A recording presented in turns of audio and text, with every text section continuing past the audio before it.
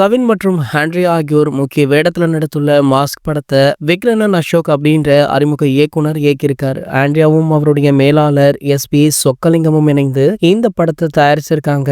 வெற்றிமாறன் இந்த படத்துடைய படைப்பு ஆலோசகராகவும் வழங்குபவர்களாகவுமே செயல்பட்டிருக்காரு. ஜி.வி. பிரகாஷ்குமார் அவர்கள் இசையமைச்சிருக்காரு.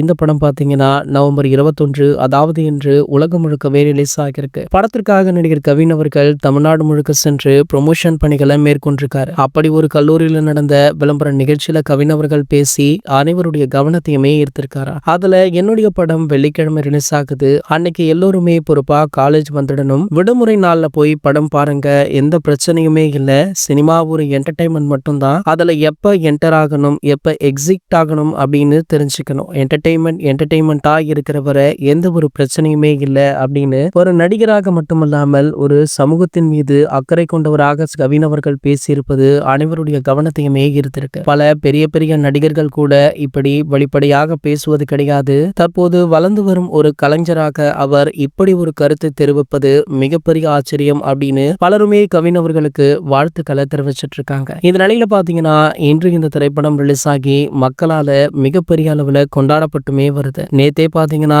இந்த படத்துடைய ஸ்பெஷல் காட்சிகள் ஒரு சில பிரபலங்களுக்கு திரையிடப்பட்டிருக்காம். படத்தை பார்த்த அந்த பிரபலங்களுமே படத்தை ஆகா ஓஹோ அப்படின்னு புகழ்ந்து தள்ளிட்டும் இருக்காங்க. ஒரு அறிமுக இயக்குனர் இப்படி ஒரு படத்தை கொடுப்பார் அப்படின்னு எதிர்பார்க்கலன்னு பல பிரபலங்களுமே சொல்லிட்டு இருக்காங்க. இது போன்ற செய்திகளை பற்றி நீங்க உடனே தெரிஞ்சுக்க நம்மளுடைய சேனலை மறக்காம சப்ஸ்கிரைப் பண்ணிக்கோங்க.